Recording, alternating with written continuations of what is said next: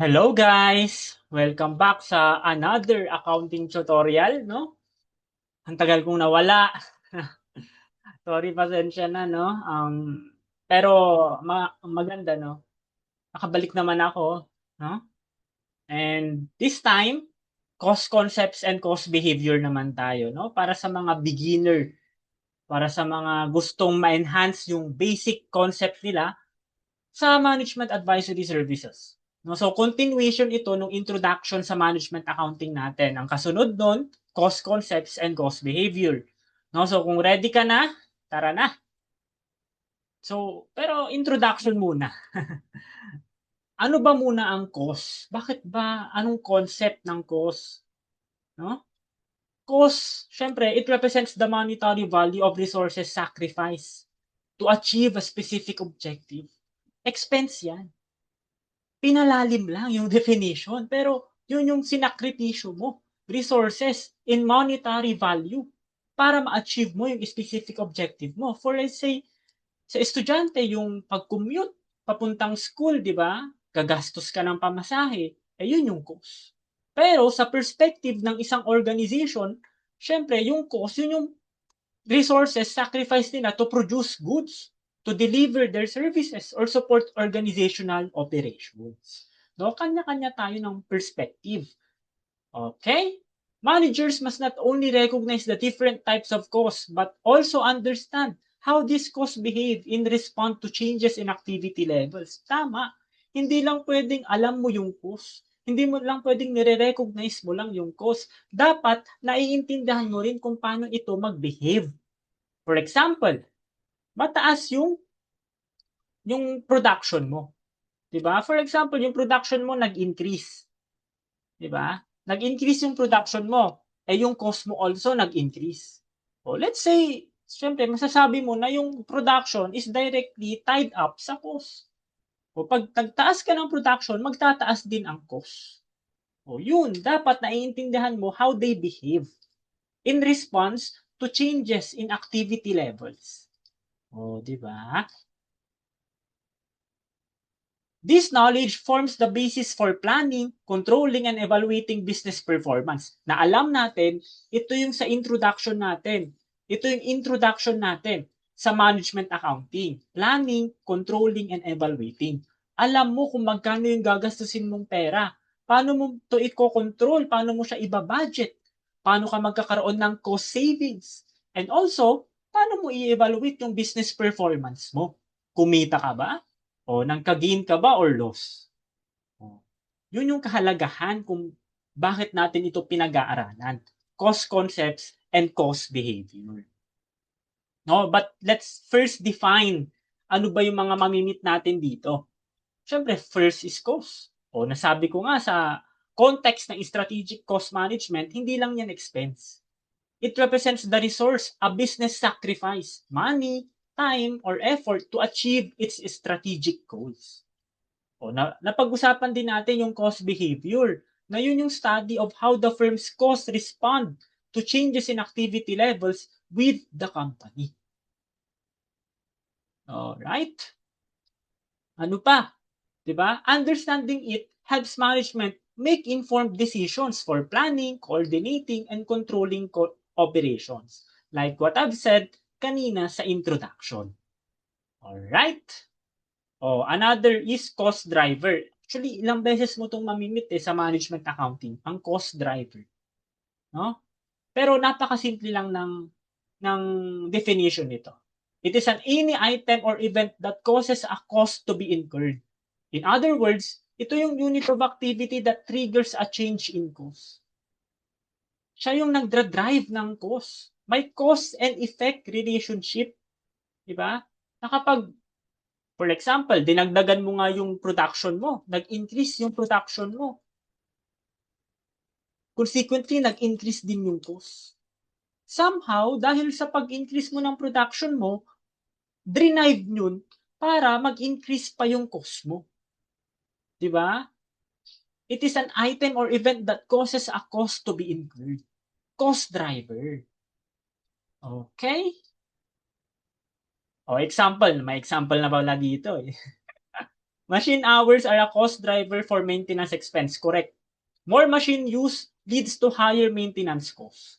O, pag mas marami kang machine time, di ba? Pag mas maraming oras mong ginagamit yung machine mo, syempre mas tataas yung maintenance nun. Mas lagi mong ipapaayos, mas kailangan ng repair and maintenance kung lagi mong ginagamit. Hence, we can say na yung machine hours mo is one of your cost driver. Di ba? Okay. Oh, other definition pa is yung cost object. Lahat, di ba? Cost object is anything for which costs are measured. Lahat ng item, activity, or service that generates expenses. Simply lahat ng bagay na nag-i-incur ng cost. Cost object yung tawag doon. Oh. Example, product, project, or a department can be a cost object because each has cost assigned to it. Sa perspective nga ng organization, syempre lahat ng product nila, services, department, nag-i-incur yan ng cost. Kaya ang tawag mo sa kanila, cost object. Because, syempre, lahat ng mga yan nag-i-incur ng cost. Okay? O other one is cost pool. Actually, mas gamit na gamit to sa activity-based costing, yung cost pool. Diba? Ang actually dito, collection yan ng related cost items from which costs are allocated. Ang best example talaga dito is yung factory overhead. Kasi dyan mo nilalagay lahat yung mga indirect materials, indirect labor na hindi directly related dun sa product na yon. Like for example, utilities. Kailangan mo ng rent, water, electricity, maintenance. Diba? Kaya ipagsasama mo na lang sila into a group. Tatawagin natin cost pool and then you will allocate it to different products. Cost pool. Okay? And lastly, ang pinaka gamit na gamit din or favorite sa management accounting ay yung relevant range. Sabi mo, no? Ang sabi dito, ang relevant range is the span of activity where cost behavior remains valid, predictable, and linear. No? And it can be graphed as a straight line. For example, no? Yung factory nag-ooperate between 1,000 to 5,000 units. Yung cost, like labor and utilities, behave consistently within that range. Outside it, cost may change due to overtime, new equipment, or other factors. No? Let's say, for example, ang number of units na na-produce mo is within 1,000 to 5,000. Alam mo, ayan yung relevant range mo.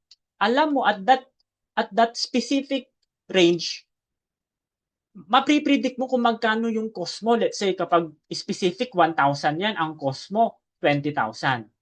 Kapag naman ang na-produce mo 4,000, let's say, alam mo pa rin yung cost mo 40,000. Pero pag lumagpas na ako dun sa relevant range ko na 1,000 to 5,000, let's say 6,000 yung na-produce ko, hindi ko na alam magkano yung exact or approximate cost ko. Because outside the relevant range, pwede magbago yan due to overtime, new equipment, or other factors. Yun lang yung sinasabi ng relevant range. Valid, predictable, and linear. Mapripredict mo, straight line. No? Sa part 2 ng ating discussion, mas mahihimay pa natin itong relevant range. So, mas magagamit pa natin ito under high-low method. Alright? But as a starting point, yun lang yung gusto nitong sabihin. Na kapag lumagpas ka na sa relevant range mo, hindi mo na yan mapripredict. Okay? So, yun yung panimula ng definition natin. No? So, simulan na natin. Cost classification. Paano ba natin klina-classify ang cost? Unang-una, based sa inventoryability. Inventory ba o hindi? Expense ba or inventory? Di ba? Ang una, product cost. Pag sinabi nating product cost, manufacturing yan or inventoryable cost. No? These are expenses incurred to acquire or produce a product. Inventaryo mo yan. Product cost. No? So, i-outline ko lang siya, ipapakita ko lang sa inyo kung ano yung i-discuss natin under product cost. Meron tayong direct materials, direct labor, and factory overhead. Na under this factory overhead, may tatlo pang branch. May indirect materials dyan, may indirect labor, and other indirect costs. Masasabi mo na lahat ng indirect costs nasa factory overhead. Siyempre, from the word itself, direct materials, edi lahat lang ng materials na direct. Labor, edi lahat lang ng direct. Pero sabi ko nga, hihimay-himayin natin yan. Bawat isa. Okay? I-outline ko lang para may idea ka na kung ano yung paparating. No, product cost pa lang to guys ha. Product cost pa lang. Okay, let's start natin sa direct materials or tawag dyan, pambansang DM. Diba? These are materials that form part of the finished product and can be easily traced into it. Direct. Kaya nga direct materials eh. Kasi kitang-kita mo dun sa finished product. No? For example, ano bang ano dito? For example, itong may hawak kong ballpen dito. Oh, 'di ba? Ang anong direct materials nito? Syempre yung baka yung yung bakal na ginamit. 'Di ba? Makikita mo talaga siya, mapapansin mo eh. 'Di ba? Kung ano yung mga direct materials. No? O, may example pa pala dito. I'm sorry. Wood used in making a furniture is a direct material because it becomes part of the finished product. Correct? Kapag yung upuan mo ay yari sa kawayan or wood, 'di ba? Kitang-kita na yung wood eh direct materials talaga yan. No? O ano pa, direct labor din. 'Di ba? These are materials that form part. I'm sorry no, Nagkamali lang sa definition ko ng direct labor. Okay? Pero ang example niyan is wages of factory workers assembling furniture are direct labor because their work is directly tied to the finished product. No? Kung yung direct labor materials kanina, materials, yung direct labor, yun yung mga labor na can be easily traced dun sa finished product. Parang for example, yung wages ng factory workers, yung trabahador mo na nagtrabaho para gawin yung furniture, edi yung sahod nun, direct labor yun. Di ba? Because their work is directly tied to the finished product. Sino bang gumawa nun? Oh, direct labor. Okay? No, nagkamali lang ako sa definition pero actually paulit-ulit naman natin itong i-discuss eh, kaya hindi ka malilito. No, factory overhead naman includes all manufacturing costs other than direct materials and direct labor. No, kung hindi yung direct materials and direct labor, sakto, sigurado, factory overhead yan. No? Example, ano ba yan? Yung rent, utilities, depreciation. Di ba? Because they support production and cannot be directly traced to specific products. Pangkalahatan. Kaya ilagay mo na sa overhead. Okay? No? Now may mga formulas kasi. Actually, ilang beses mo itong mamimit sa management accounting kapag nasa cost concepts ka. Una dyan yung prime cost. Na? Direct materials plus direct labor equals prime cost. Sir, bakit kayang tinawag na prime cost sila? Diba? Prime cost is called prime because it represents the primary or most essential cost of production. Primary, from the word itself, primary. Kaya tinawag na prime. No, hindi po yan si Optimus Prime, no? Hindi yan si Optimus Prime. Prime cost because primary. Diba? Specifically, direct materials and direct labor. Sila yung essential, most essential cost ng production. Kung walang materials, kung walang labor dyan, walang product. Walang finished goods. No? Eh sir, ano naman tong conversion cost? Direct labor plus overhead equals conversion cost. Sir, bakit kaya tinawag na conversion cost yan? Diba? Kasi, yung raw materials alone are not yet a product. Kailangan mo muna silang i-convert or i-transform papunta sa finished goods. And anong gagawin mo sa raw materials para mapunta sa finished goods? Kailangan mong trabahuin. Kailangan mo ng overhead. Diba? Kailangan mo ng trabahador, kailangan mo ng rent, utilities, depreciation, machine, para maging finished goods. Kaya tinawag na conversion cost. Kasi trabaho plus overhead. i-convert mo yung raw materials papunta sa finished goods. Kaya conversion cost. Okay? Mas madali kasing maalala kung naiintindihan mo kung bakit eh. Di ba? Okay? And lastly, total manufacturing cost. Pag sinabi nating total manufacturing cost, DM plus DL plus OH. Hindi po prime cost plus conversion cost ha. Ang total manufacturing cost. Kasi remember, naulit to yung direct labor. Di ba? Direct labor is both a prime cost and conversion cost. Kaya hindi mo pwedeng ipag-add yung prime at conversion cost para kunin yung total manufacturing cost kasi redundant na yung direct labor. Kaya DM plus DL plus OH lang. Or pwede rin gusto mo prime cost. Prime cost plus OH. Di ba? Kasi ang composition lang naman ng prime cost, DM plus DL plus OH pa rin to get total manufacturing cost. Okay? So, para hindi ka maboring, no? May problem ako dito, di ba? Sample lang na problem, no? Piltura company, direct materials cost is 4 times as the direct labor cost and the latter cost is 50% of the company's conversion cost. No? Yung direct materials mo daw, mas malaki ng 4 na beses sa direct labor mo.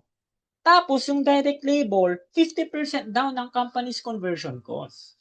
O, di ba? Tinagalog ko na para relatable and mas maintindihan. If yung direct material cost is 40,000, how much is the company's total manufacturing cost? Ano yan? DM plus DL plus OH. Kukunin mo. Pero given naman na yung direct materials eh. Di ba? Ang sabi, 40,000 daw yung direct materials mo. Eh alam natin na yung direct materials, 4 na beses na mas malaki sa direct labor. Hence, yung direct labor mo, 40,000 divided by 4. Siyempre, mas malaki yung direct materials eh. Kaya, i-divide mo. Kaya 10,000 yung direct labor mo. Eh ang sabi, yung ladder cost daw, sino ba yung ladder dyan? Diba? Ito si ladder, ito si former. Eh, ang ladder mo dyan direct labor eh. Oh. E di 10,000 divided by 50% or ang kukunin mo dyan 20,000. No? Nagets mo 'yon? Yung company's conversion cost daw is 50% ng direct labor.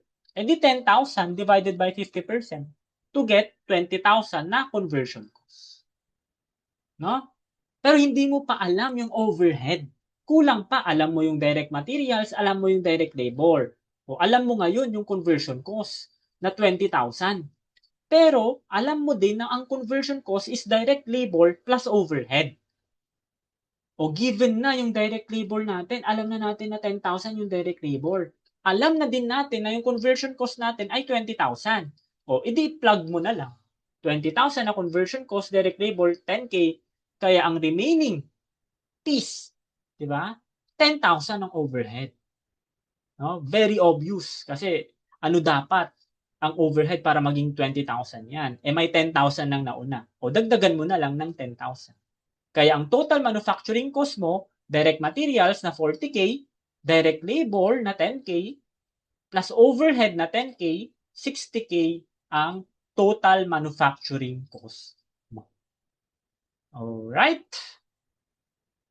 Diba? Very straightforward lang and wala nga talagang ka-challenge, no? Tuloy natin kasi kanina product cost tayo eh. Ngayon naman, 'di ba? 'Di ba? Kanina napag-usapan natin 'to, yung product cost. Ngayon naman, period cost na. Or yan yung mga expenses tied to a specific accounting period and not included in product cost. Anong example nun? Selling and admin expense because they are recorded in the period incurred rather than being assigned to inventory. Hindi sila part ng product cost. Bagkus, 'di ba? Expense as incurred sila. Okay, very obvious naman 'yan, no? Sa mga period cost, selling, admin expense, general expense, 'di ba? Anything na hindi inventoriable, period cost na 'yan. Expense as incurred na 'yan. Alright? No? So, tuloy naman natin sa traceability. Meron tayong tinatawag na direct cost or yun yung cost that can be directly traced to one product using cost tracing. Remember, kapag direct cost yan, cost tracing ang gagawin mo. Kasi you can directly trace it to a specific product. Let's say for example, yung company na gumagawa ng wooden chairs. 'Di ba? May picture pa 'yan, 'di ba? Imaginein mo 'yan, yung chair na 'yan. Siyempre, ang direct materials niyan, yung wood, 'di ba? Yung screw, yung anong tawag ba doon? Yung kahoy na ginamit. Anong direct labor niyan? Siyempre, yung trabahador, yung sahod ng trabahador, kung sino man yung gumawa niyan. You can easily trace to one product ang mga direct cost, like direct materials and direct labor. So yan yung traceability natin. Direct cost yan kasi itong another, or may dagdag pa dito na this cost is directly tied to each share produced. If no shares are made, this cost don't occur. Correct? Kung hindi ginawa yung upuan, hindi mo sana mai-incur yung mga direct materials at direct labor. Okay, so another one is indirect cost, or expenses that cannot be directly traced to a specific cost object and assigned using cost allocation methods. Ang pinakasuking cost allocation technique talaga is yung activity-based costing. No? Relax lang kayo kasi mapag-uusapan naman natin. For example, factory of wooden chair. Paano naman sir kung nasa factory na? Ginagawa na sa warehouse. At madami ng indirect cost dyan. Tignan nyo, mayroong electric fan, mayroong ilaw, di ba? Mayroon na ring ilaw. Siyempre, madami ng indirect cost na hindi naman directly related dun sa specific product. Na, ang pinaka talaga dyan, na indirect cost, yung mga overhead. For example, electricity. It powers the whole facility, hindi lang yung isang upuan. Kaya indirect cost yan. You cannot easily trace it to a specific cost object. Kaya i-assign mo na lang sila using cost allocation methods. No? Ano pa? Other than electricity, salary ng supervisor na nandun talaga sa factory. It oversees all the production and hindi lang yan tied sa isang product lang. Kaya indirect cost ulit. And lastly, yung depreciation ng mga machine na ginagamit nila. And it used across many products, kaya indirect yan. You cannot directly trace it to a specific object. Yun lang yung gusto kong sabihin sa indirect cost. No? Ang kahalagahan kasi nito, kung ma-appreciate mo or maiintindihan mo yung difference ng direct sa indirect, madali na lang. Madali ka na lang mag-classify and hindi ka malilito. For example, mayroon na tayo ditong exercise sa cost classification. Sige, tingnan natin. Si Joshua Manufacturing Corporation incurs the following manufacturing costs and expenses during the month of December. Requirement. Complete the matrix below by indicating your choice with an X under the correct heading. Meron tayong assembly line wages. Anong classification yan? Imagine mo, siya yung nag-assemble ng product. Bibigyan mo siya ng pasahod. Siya yung nag-assemble kaya directly traceable yan sa labor niya. Kasi siya mismo yung gumagawa. Assembly line department. Mga taga-assemble, di ba? Taga-finish ng product, direct labor yung mga yan. Ito pa, raw materials used directly in producing the product. Sinabi na mismo na directly used sa pag-produce ng product, kaya direct labor. Direct material. Sorry. No? Maganda lang talagang bigkasin yung direct labor. Kaya baka nakalimutan ko na direct material pala dapat. No? Another one, depreciation sa office equipment. Pansinin mo yung word na office equipment. Pag office yan, wala yan sa factory. Admin yan, nasa building yan, nasa administrative yan. No? So, hindi siya nasa factory. Hindi siya nagma-manufacture, hindi siya ginagamit for pag-produce ng product. Hence, period cost yan under general and administrative expense. No? Remember, itong tatlo, product cost yan. Kapag hindi yan product cost, period cost naman. No? Sir, paano naman kung depreciation dun sa factory? Oh, yan ang paborito. Pag may nakita ka ng word na factory, ay ginagamit yan sa pagmamanufacture or pagproduce ng product. Pero hindi mo nga lang matritrace specifically dun sa specific product na yun. Kasi, syempre, yung equipment na yan, ginagamit yan sa buong factory eh. Diba? Kaya overhead siya. Diba? Yun yung kahalagahan kung bakit natin kailangan pang malaman kung direct ba yan or indirect. Naapektuhan niya ba yung specific product or pangkalahatan siya? Oh, dun papasok. Magsisimula ka talaga sa pinaka-basic na concept para maintindihan mo ng buo yung management accounting. Okay? So, tuloy natin. Sir, paano naman property taxes dun sa factory building? No? Nasa factory ka pa rin. Diba? Related pa rin yan sa pag-produce ng product. Pagmamanufacture ng product. Hence, nasa product cost ka pa rin. Though, taxes siya. Oo, taxes siya. Muntik na maging period cost. Pero remember, factory building pa rin yan.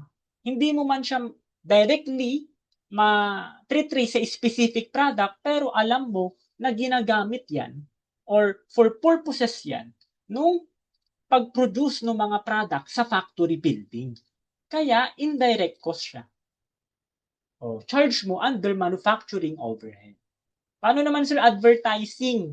Na-advertise mo yung product mo. Siyempre, di ba? Selling expense yan. Period cost na yan. Hindi ka product cost.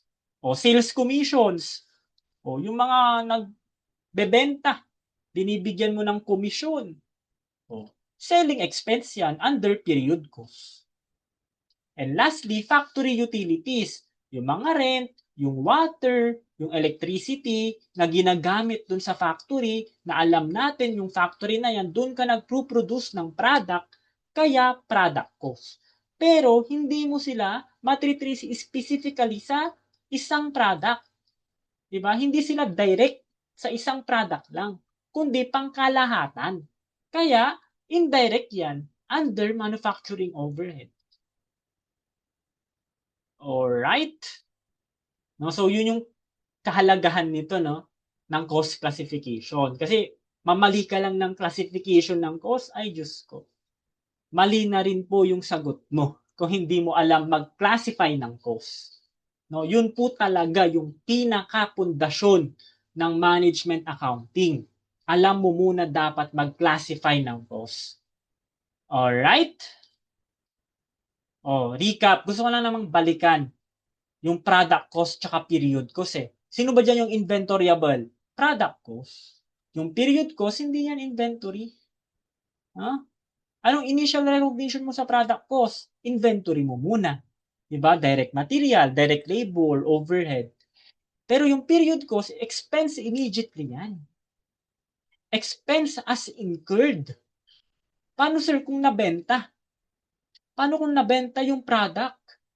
Yung product cost na yan, mapupunta na yan sa expense in the period of sale. No? Pero ganun pa rin yung period cost, ganun pa rin kasi ang initial recognition mo, in-expense mo na, so wala ka ng pake kapag nabenta na yung product dyan kasi in-expense mo na as incurred eh. No? Pero yung product cost, yung may magbabago. Kasi ilalagay mo na siya under cost of goods sold. Na from inventory, naging expense through cost of goods sold nung nabenta mo na yung produkto. No? Pero yung period cost, OPEX yan. Operating expense mo yan. or other item of expense. No? No, so yun ha, kapag product cost, hindi lang pwedeng nakalagay lang sa inventory. No? Kapag nabenta mo na yung product, magiging cost of goods sold na siya. Ang initial recognition niya lang ay inventory. Pero pag nabenta mo na yung product na yun, 'di ba? Cost of goods sold na. Oh. Yun yung gustong sabihin, no? Pinaalala ko 'yan kasi kakailanganin natin 'yan sa exercise number 2, no? Si Dali Corporation is a plastic doll manufacturer and the following costs pertain to the company for the year under consideration. No? Mayroong plastic materials na ginamit. May salary ng assembly and finishing department workers. May paint. May salary pa ng security guard dun sa factory. Salary din ng driver of the delivery truck. Corporate assets depreciation. 60% nasa factory. O, anong ibig sabihin yan? Kung 60% nasa factory, yung natitirang 40% outside factory. Pwedeng administrative yan. O, sabi naman dito 70% for administrative building. Hence, yung 30% ginamit para sa factory. No? Yun na yung ibig sabihin yan. Okay? Anong requirement? No? Or ituloy natin. There were no beginning and ending work in process, inventory, and raw materials inventory. Naka-highlight that the company produced 100,000 units and sold 75 units during the year. Mamaya, explain ko bakit ba naka-highlight yan. No? Ang tanong, what is the total expense shown in the income statement for the year ended? Remember, ang tanong, total expense. Total. Hence, nandyan na din yung cost of goods sold and operating expenses, general and administrative expenses. And lastly, what percentage of depreciation was expensed during the year? Okay? So, classify muna natin. Di ba? Dapat alam mo muna mag-classify ng cost. Plastic materials used. Siyempre, sa paggawa ng Barbie doll, di ba? Kailangan mo ng materials. Yung plastic materials na ginamit, direct material yun. Product cost yun. Ano pa? Salary nung nag-assemble and nag-finish nung product na yun. Under assembly and finishing department. Direct labor yan. Charge mo lahat sa product cost. Yung 160K. Paint and minor materials used, kahit minor materials pa rin yan, direct material pa rin yun. Kasi ginamit mo pa rin yun para sa pag-produce ng product. Okay? Di ba? 40K product cost. Salary ng security guard of the factory. Unang tingin mo pa lang, mapapa-period cost ka na. Pero remember, nasa factory siya. Di ba? Security guard nga lang, hindi siya in charge doon sa pag-produce ng product. Hindi siya nag-assemble, hindi siya gumagawa ng product. Pero alam mo, nasa factory siya. Indirect yan. Indirect labor. No? Indirect labor yung nangyari. Kasi hindi siya directly nag-assemble ng product. Nandun lang siya sa factory. Pero alam natin na under factory yan, dyan ka nagmamanufacture ng mga product. Hence, indirect labor under manufacturing overhead. Yung overhead na yan, product cost pa rin. Paano naman yung driver ng delivery truck? Wala siya sa factory. Wala siya sa premises. No? Nasa labas siya. And alam natin yung delivery na yan, selling expense ka na. No? Under selling expense ka na kasi nagdi-deliver ka na nung finished product. Tapos na yung product di-deliver mo na period cost ka na. Diba? Selling expense na yan. So, ano pa? Corporate assets depreciation, 60% ginagamit sa factory. Very clear naman. Sinabi niya, 60% nasa factory. Kaya 120K, multiply mo sa 60%, 72,000 yung overhead. And remember, depreciation yan. Hindi mo yan directly ma-specify dun sa product. Kaya indirect siya. Under overhead, na 72,000 kasi 60%. O yung remaining na 40%, syempre, period cost na yun. O, 48,000. Ano pa, rental expense, 70% daw for administrative building. Kaya 30% yung mapupunta kay product cost. No? Magkano? 45K. Tapos, 70% naman kay period cost. No? No?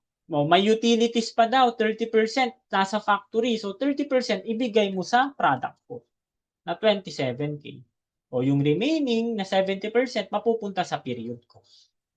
Alright? So, pwede mo nang itotal yan. Kapag tinotal mo lahat yan, you will get a total product cost of 924,000. No? O, 924. Kaya yung period cost mo din, 261. Okay? No? So, tama. No? Nirecompute ko lang. Sir, aanhin ko yan. Bakit ko yan? Bakit natin sinolve yan? Bakit natin kailangan malaman magkano yung product cost at magkano yung period cost? Remember, ang period cost, expense mo na kaagad yan. Expense as incurred. Pero yung product cost, inventory mo muna yan.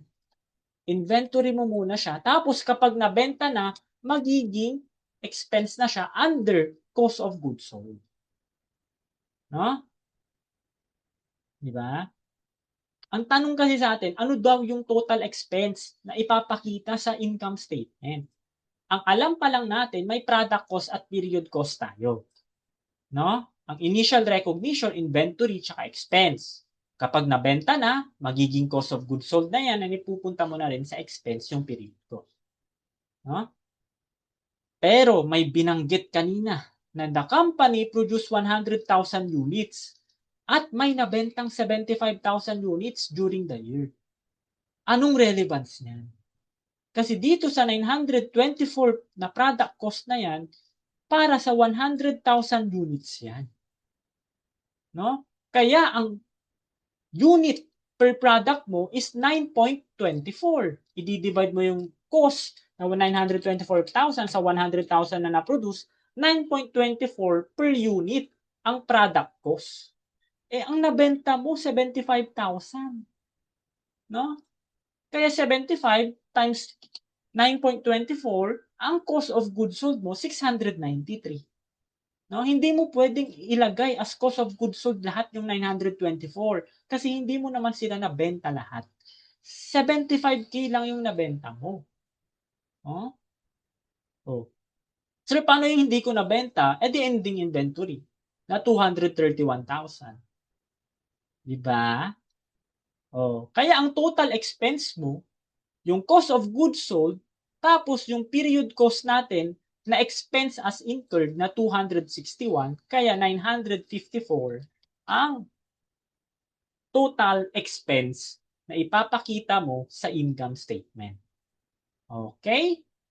Very, very clear. So, ang sagot sa number 1, letter no. Siguro mahirap muna siya pag first time yung ma-meet yung ganung problem. No? Pero, makakabisado nyo rin yun. No? Kasi sa number 2 natin, natanong ulit, ano daw yung percentage ng depreciation na na-expense during the year? Balikan natin yung depreciation kanina ng corporate asset. Diba? Nabanggit ko to kanina eh. Diba 60% ginamit daw sa factory, kaya dinivide natin. Proportionately, 60-40. Alam natin na yung period cost na 48K, expense na talaga yan during the year. 48K, expense as incurred, matik na yan. Dito ka na lang titingin sa 72,000 kasi alam mo na hindi lahat yan i-expense mo. Kasi nga 75,000 lang yung nabenta mo, 'di ba? Out of 100K. Kaya ang per unit mo 72,000 na depreciation, product cost, divide mo sa number of product produced. Kaya ang per unit mo 0.72. Now, i-multiply mo yan sa 75 na nabenta mo, you will get cost of goods sold para lang sa depreciation na 54,000.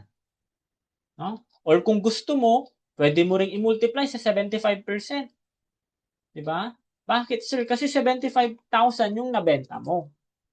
Out over 100K na produce.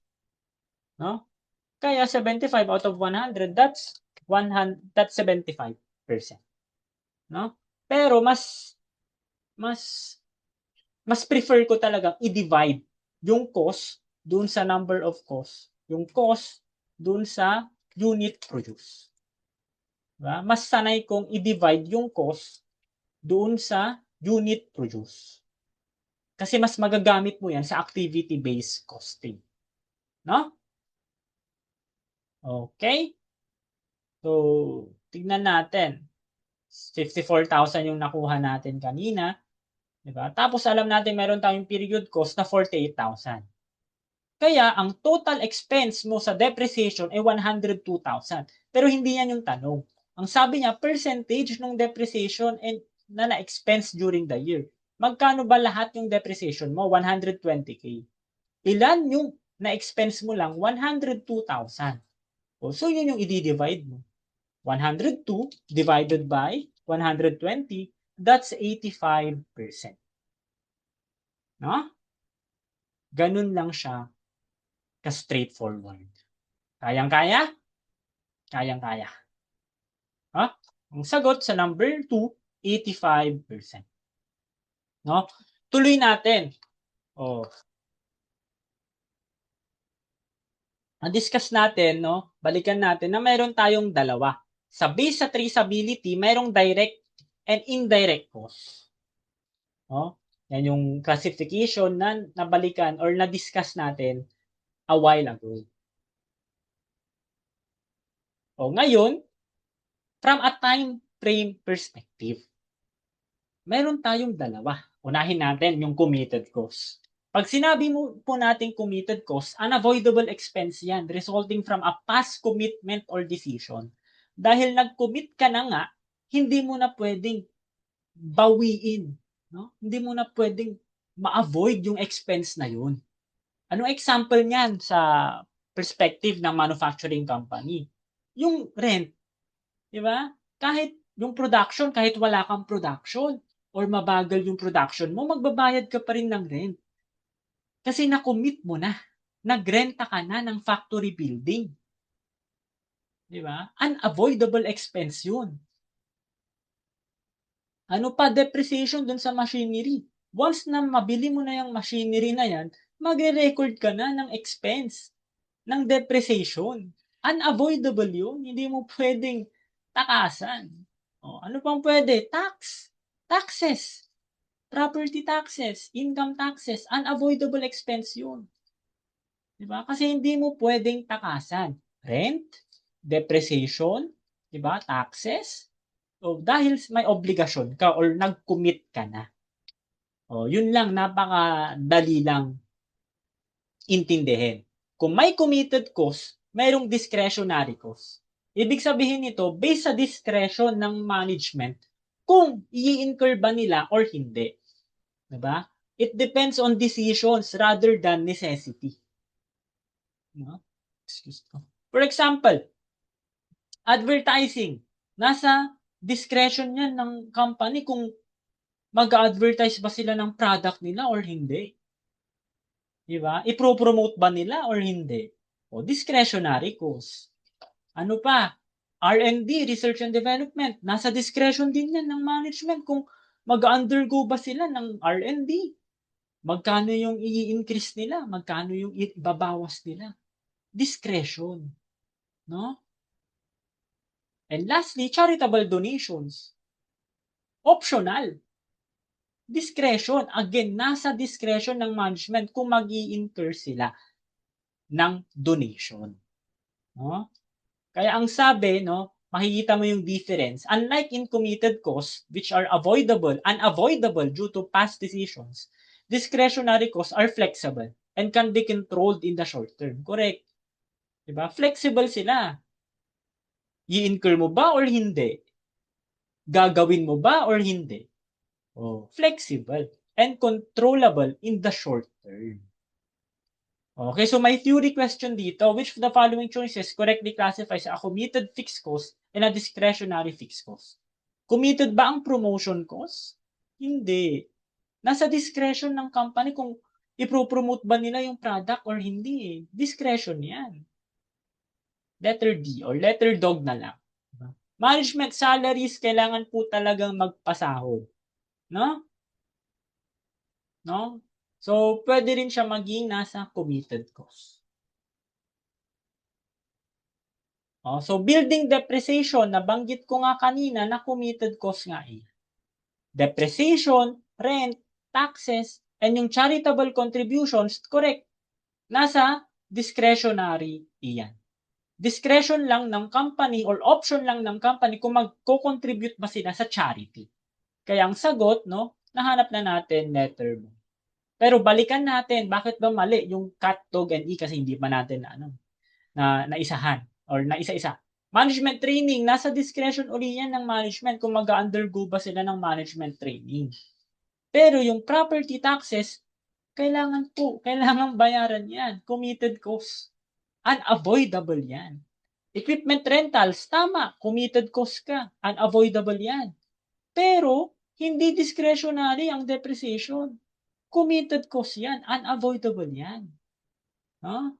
Muntik ka nang tumama pero mali yung dapat committed, under committed cost, hindi discretionary cost ang depreciation. R&D, hindi po yan committed cost. Discretion yan ng management kung mag-undergo sila. Also, yung advertising, discretion din yan ng company. Kaya mali yung cat, dog, and e. No? Kaya ang sagot, letter boy. Okay? No? So, meron other classification natin is according to behavior. Ito rin, yung isa sa pinakasuki sa management accounting. Kasi variable cost. Diba? Very familiar na sa atin. Diba? Cost that vary directly with the level of activity or production volume. It vary directly. Direct with the level of activity or production volume. Ibig sabihin, kung nag-increase ang production, mag-i-increase din ang variable cost. Pero mamaya, hihimay-himayin natin. Ano bang mag-i-increase, sir? Per total ba? Total variable cost ba? Or yung per unit variable cost? O mamaya, hihimay-himayin natin si. No? Example, pero this time, example muna natin sa retail company. Siyempre, sales commissions. Diba? Tataas po yung ibibigay mong komisyon kapag tumaas din yung item sold. No? Ano pa? Shipping cost. Mas madaming orders, mas mataas yung shipping cost. O, paano naman kapag sa service industry? Yung hourly wage ng temporary staff, syempre, mas madaming oras, mas mataas yung sahod. Mas mataas yung rate. No? Other is utility costs that rise with usage like electricity. Diba? Mas madaming computer servers na ginagamit, mas tataas yung electricity. Now, yun yung sinasabi ng variable cost. It vary directly with the level of activity or production volume. Alright? O ano pa? Fixed cost. Costs that remain constant over a specific period regardless of changes in activity or production levels. Kahit tumaas or bumaba yung production level mo, constant pa rin yung cost. Pero again, ano ba yung constant dyan? Total fixed cost ba? Or fixed cost per unit? Diba? Na mamaya, hihimay-himayin natin yan. Kasi nung estudyante ako, ang alam ko, fixed cost, basta constant yan. Diba? Nung estudyante ako, yun ang alam ko eh. Diba? Pero meron palang other, may subset pa pala ang fixed cost. No? No, example natin, for example, yung manufacturing. Siyempre yung rent. Alam natin na yung rent, committed cost yan. Pero fixed cost pa rin yan. Paid monthly yan, no matter how much is produced. Fixed cost yan.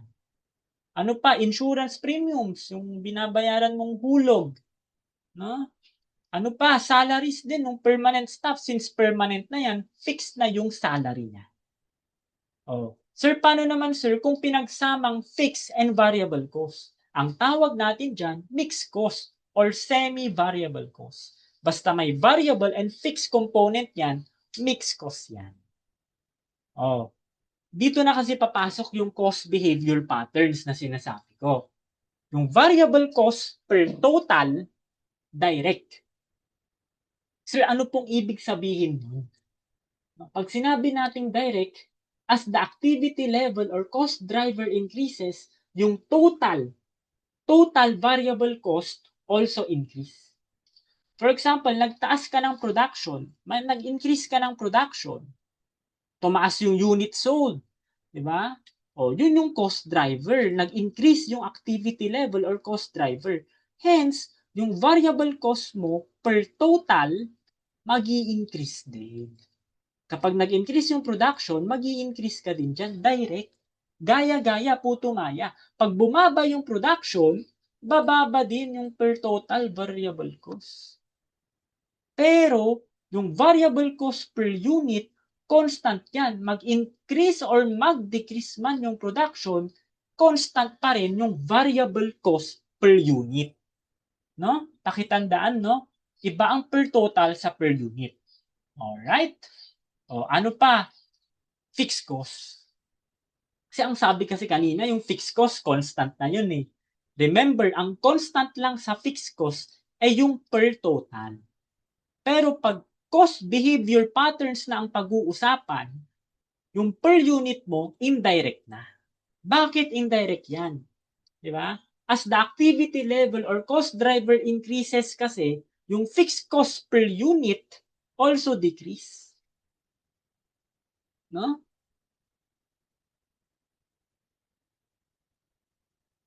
Kapag tumaas yung cost driver mo, yung fixed cost per unit mo naman magdi-decrease. Baliktad. Hindi siya gumagaya, bumabaliktad siya. Tumaas yung production mo, pero yung fixed cost per unit mo bumaba. Oh. Diba? Indirect, inverse. Paano naman, sir, kung mixed cost?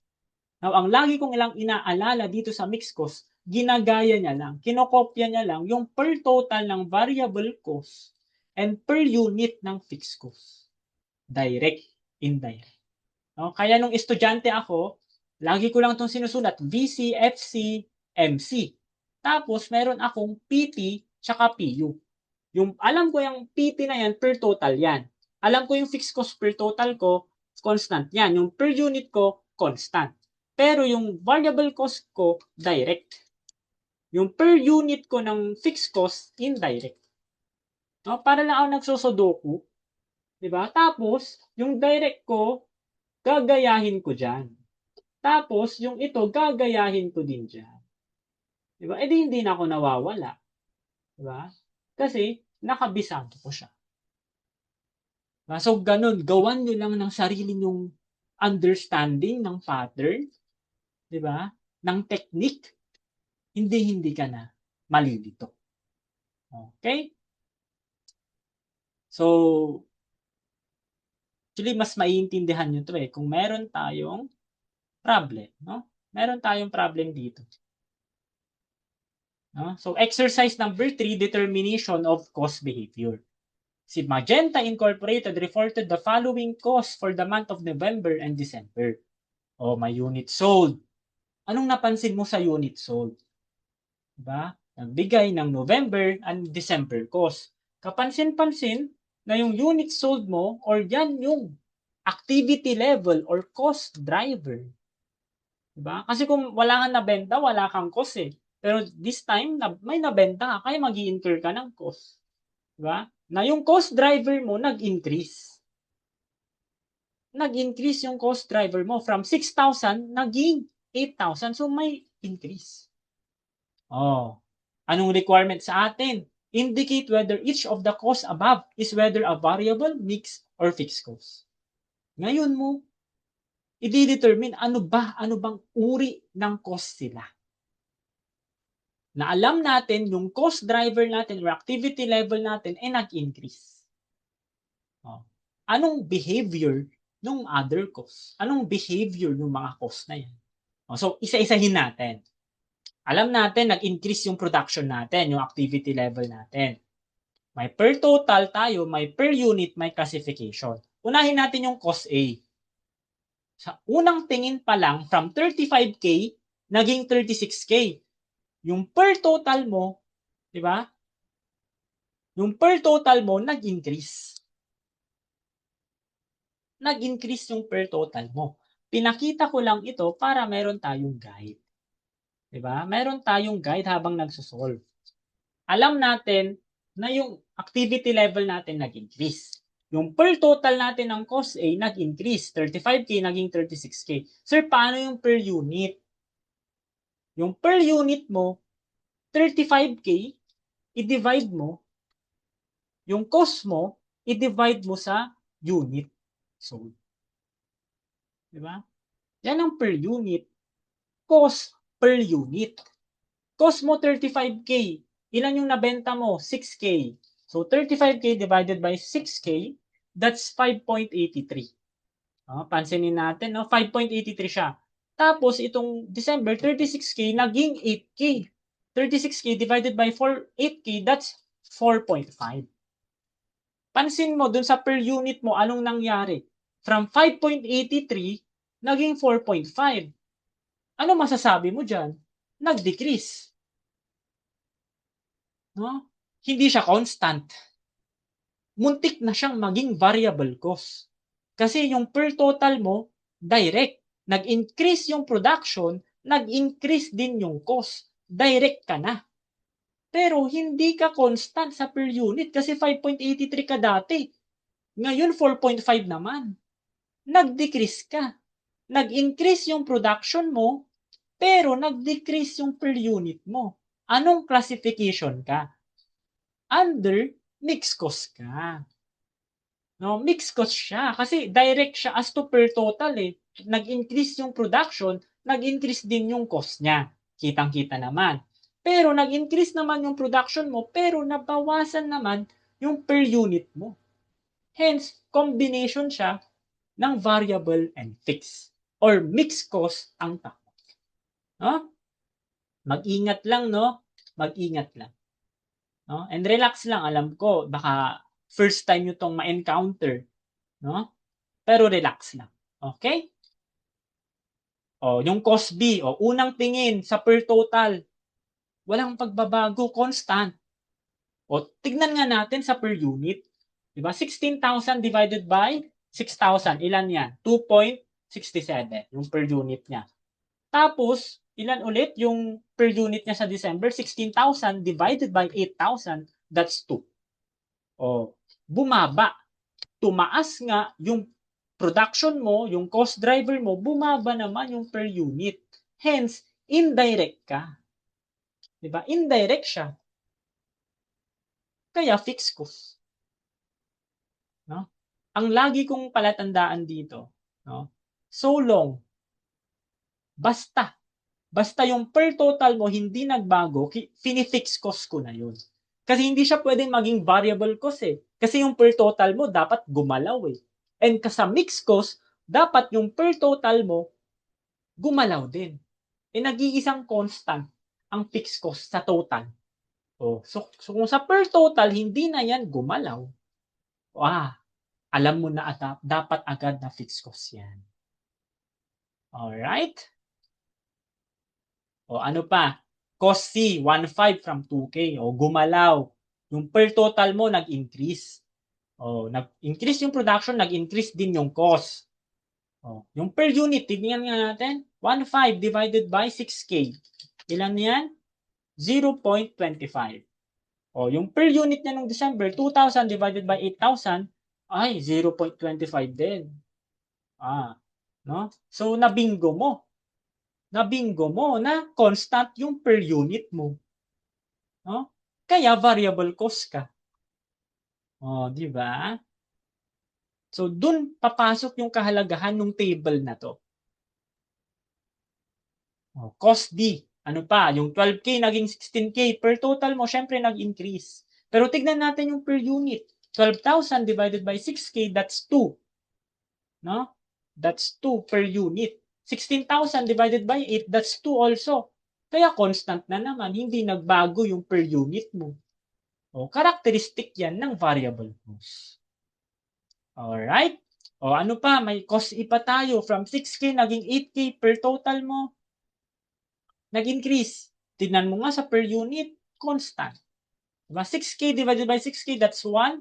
8K divided by 8K, that's 1. O, constant yung per unit mo, kaya variable cost ka. O, yung cost F or 2K per total constant. O, patunayan nga natin na fixed cost talaga yan. Dapat mag-decrease yung per unit niya kasi nag-increase yung production mo eh. Indirect siya, dapat mag-decrease. So, 2K divided by 6K, that's 0.33. O, 2K divided by 8K, that's 0.25. O, so, nag-decrease yung per unit mo.